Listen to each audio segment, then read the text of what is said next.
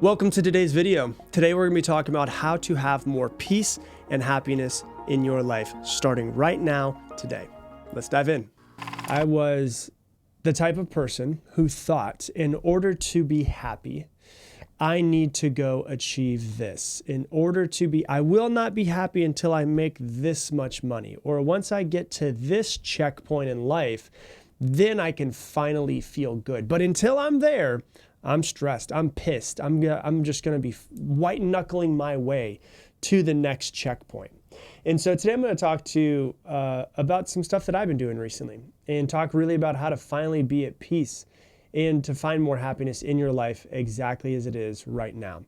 One of the things I've really been focusing on for the past, I'd say 10 months or so, about 10 months, is I've really been focusing on prioritizing my happiness, prioritizing my peace and happiness. And it's not easy, which is what's really interesting about it. It's not really easy, especially because we live in a society of more. We live in a society where you always have to be achieving, you always have to be working, you always have to be going to the next thing. If you're not achieving, then you're lazy. Too much is never enough. And for me personally, I developed early on, at about 20 years old, I developed this habit, this addiction to working. I became, I was never addicted to drugs or alcohol or any of that type of stuff. Food, those are never my addictions. My addiction was working because I was like, I need to get to this checkpoint. I need to get to this place of quote unquote success so I can finally feel good. And being a workaholic is basically the only addiction that is rewarded and praised in our society, because they're like, oh man, you're doing so well, you're making so much money, you're having so much success, and you're like, yeah, I'm doing the right thing, I need to keep going. And so we're really raised from childhood to always be going for the next thing and to never slow down and to never be satisfied with where you are. If you think about it, from childhood, we go into school and we have to perform in school to get to the next grade, And it's like, hey, you better do really good in first grade and start memorizing how to spell cat so that you can get to the second grade. You better do good in second grade so you can get to third grade and fourth grade, and then in middle school and then high school. And in high school, you better do really well so that you can get to college. And then when you get to college, you better do really well so that you can get a good job. And then when you get a good job, you better do really well so you can get a promotion. And it never fucking stops. And so we're literally programmed. I don't think that it's, any like puppeteer out there trying to program us and tell us what to do, but we're kind of programmed from childhood, from school, to go to the next thing, to always be working for the next thing. And then what happens is people wake up at 40, 50, 35 years old sometimes, 55 years old, and they're like, what the hell is my life? Like everything that I have, I've achieved, I've done this, I've done exactly what I was supposed to do, and I feel zero fulfillment with where my life is. And so we've kind of been unconsciously programmed. I don't know if we've been consciously programmed to be this way. I know that I definitely felt this way, and there's a good amount of you listening that have felt this way as well. And I want you to really think about this. Like, how could you possibly be at a deep feeling of peace and happiness if you always want more? Because that desire for something is telling you something is missing in my life. And if something is missing in my life, well, then I can't have peace and happiness because I've got to get that thing, and then I can feel peace and happiness. And it's what the Buddhists call the hungry ghosts. If you imagine a ghost, coming in your room and eating food, it doesn't have a stomach. So as soon as it eats, it's just going to fall on the floor. And so it will never fill its belly. It's always going to be hungry. And it's kind of like, there's a Bob Marley quote that says, something along the lines of if it takes money for you to be happy, you'll never be happy because money is just numbers and numbers never stop. And so you've really got to start to take a step back, and hopefully you guys can start to deprogram yourself faster than I was able to. And I'm not saying this isn't still a struggle for me this day, because it's probably still will be forever. But, is there a way that in this moment, without having to achieve anything else, without having to do anything else, without us having to to change our position into a meditative position with our legs crossed, but just like in this moment, listening to my voice, for you to just take a deep breath and just think to yourself, I want to be happy right now. Like there's nothing that needs to happen for you to be happy. Happiness is a state of mind. It's not a destination that you get to. We live in a society where you have to, we're supposed to have the newest thing. There's always another phone. There's always another car. There's always another computer. There's always another promotion. There's always more money. If you have $1 million, well, why don't you have two? And then you have to go for the next thing. It's the newest car, the newest phone, the biggest house, the more clothes, more purses, more toys for your children. Oh, your neighbor got a boat?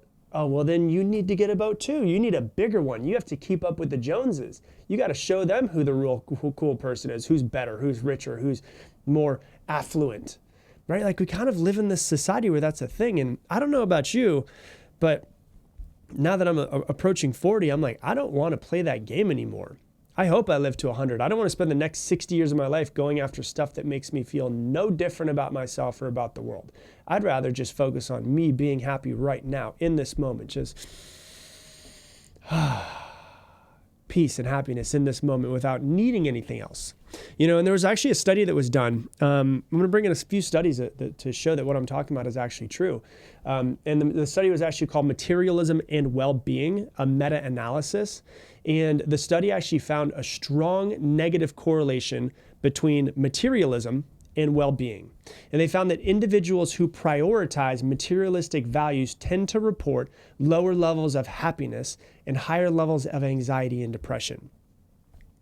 So it shows you that if you're saying, oh, I just want to get the next car, I want to get the next thing, and there's materialism, I have no problem with materialism. I have no problem with you going and buying awesome stuff and having fun with it. The only thing I have a problem with is you thinking that that's going to make you happier or give you more peace or fill a void within your soul that makes you feel like you're not worthy.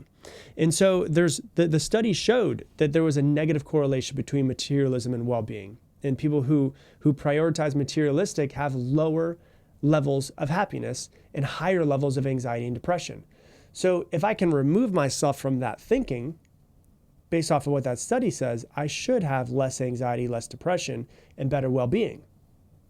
Have you ever I tend to do this a lot, and I'm a very, I question myself a lot, and I like to question everything. I ask why a lot. I was probably an annoying little kid. But have you ever stopped and actually think why? Why is it that I always want more? Why is it that society always wants more? Why is it that people always feel like they have to have the next thing? They have to go buy another car or another house or make an extra $1 million or go buy whatever it might be. Why is it that we live in this society of more? Have you ever sat and asked yourself why? Why can't you just be happy with what you have? And I remember I was reading a book years ago, and it was about saving money, and it was about less materialistic stuff. And the first chapter was really, really interesting. And one of the things they said is, imagine everything that you've ever bought accumulated into a pile, just in front of you. Say you get to a football field, soccer field, and they just put everything you've ever bought, every car, every piece of clothing, all of the wrappers that it came in, your phone, every single thing, and you put it all into one big pile. Imagine how big that pile would be. And imagine how many things you've had that have just gotten older and they just stopped working, or you decided to get something, you decided to get the new phone, you decided to upgrade in some sort of way. Imagine how big that pile of things would be. And now look at that pile and realize that it's never made you happy. Nothing in there has ever made you happy for things that you've bought. Now imagine that pile. And then imagine that pile multiplied by 8 billion people on Earth. And that's how much stuff we have accumulated and created and bought and thrown away, and stuff that's gone from one place to another. And you sold it to somebody on Facebook Marketplace, whatever it might be. And so it really comes down to, how can we not need more? We can always get more if we want, but how can we just figure out a way to be grateful for what it is that we have in this moment? There's a study that was called Counting Blessings versus Burdens, a experimental investigation of gratitude and subjective well-being in life. And the study found that people who kept a gratitude journal and listed things that they were grateful for each day reported consistently higher levels of well-being, better sleep, and lower levels of depression compared to those who are focused on daily hassles and materialism.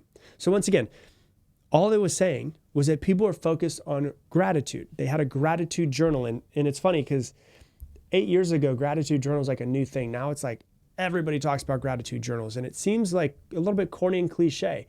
But the study found that people who have gratitude journals had, and they listed things that they were grateful for and things they were thankful for, reported higher levels of well-being, better sleep, and lower levels of depression than everyone else. And so one of the things I've been doing is I've been trying to think of every single morning when I sit, sometimes I'm in a meditation when I'm doing it, sometimes I'm out on my porch and I'm just drinking coffee, is I try to just make myself feel thankful and just think of the things. I'm not trying to force it. I'm just thinking about my life and my family and everyone around me and the challenges I've been through. And it's really interesting because I don't know if you've ever gotten to the point before where you just get so grateful for something, for someone, for life, that you just start tearing up. And it's just you just having that feeling of like, damn, I am so grateful for my life. That's what we all should try to do every single morning.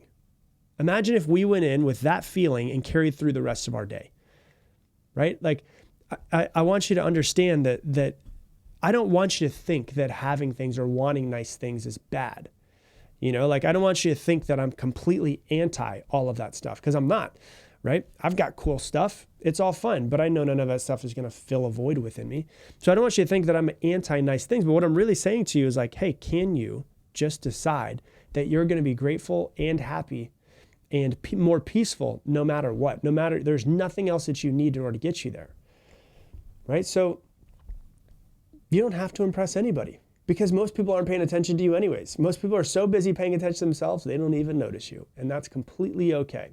It's like, I always say people, no judgment in any sort of way, but people who have Ferraris and Lamborghinis, 99% of them who have Ferraris or Lamborghinis have them for other people, not for themselves, right? Those things won't bring you happiness. We all think that we're searching for happiness and fulfillment, and we are, but what we're really looking for is how can I just feel good in this moment? Like if you look at happiness, if you look at freedom, if you look at fulfillment, all of that, gratitude, it's really this feeling of I feel good right now, right? If I buy that thing, then I will feel good. No. I'm going to feel good. And then I'm just going to carry the feeling, the state of mind of feeling good and feeling happy and feeling peaceful while I go get that thing that I want to get.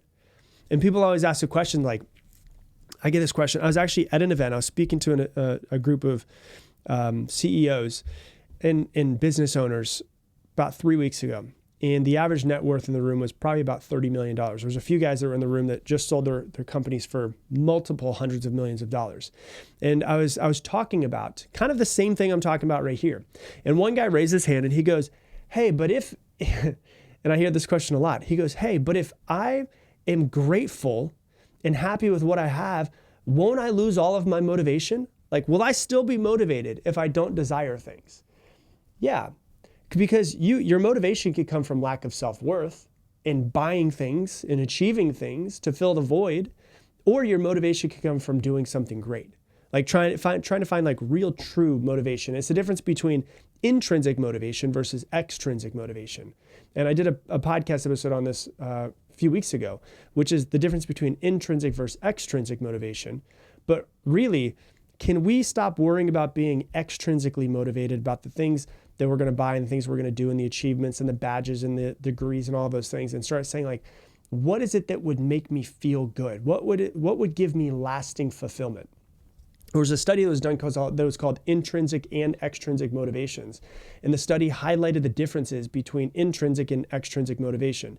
Intrinsic, basically what it is driven by internal rewards and personal growth.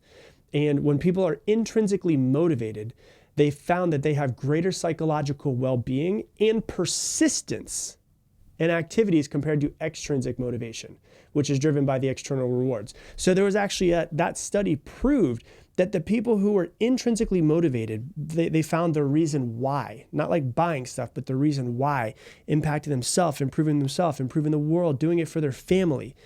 They had greater well-being and more persistence than the people who were just like trying to buy things or being extrinsically motivated.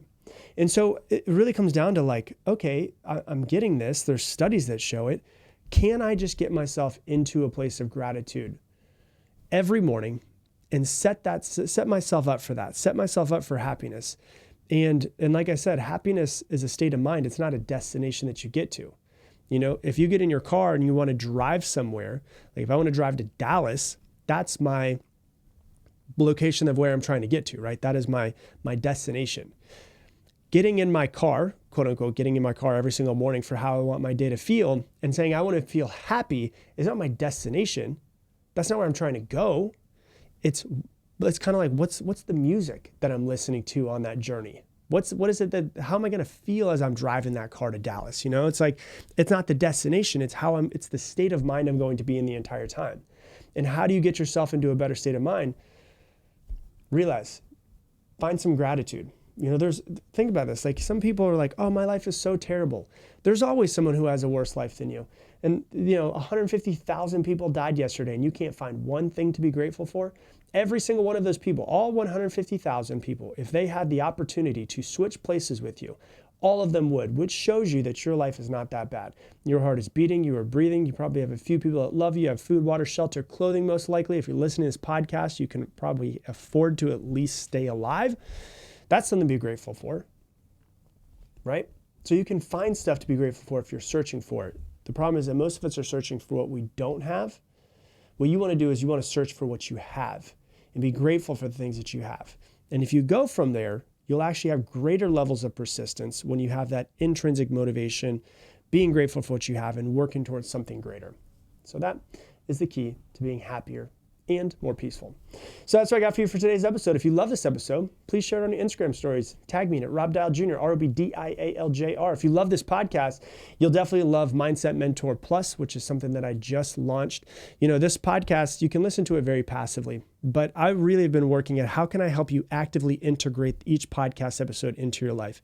And so Mindset Mentor Plus, what we do is we have worksheets, multi-page worksheets that come printable, everything for you to work through and not just listen to this episode, but take this entire episode, be able to read through it, be able to read through extra stuff. It's like a mini masterclass for every single episode. We go deeper into every single topic. I give journaling questions for you to go through, assignments for you to go through so that you can really integrate every single one of these podcast episodes into your life. If you want to learn more about it, go to mindsetmentor.com. Once again, mindsetmentor.com. Also, as part of it, there's a community of all of the people who are Mindset Mentor Plus that are people who are learning, growing, improving themselves. I also do Q&A sessions inside of there as well. And so if you want to learn more, just go to mindsetmentor.com. And with that, I'm going to leave you the same way I leave you every single episode. Make it your mission to make someone else's day better. I appreciate you, and I hope that you have an amazing day.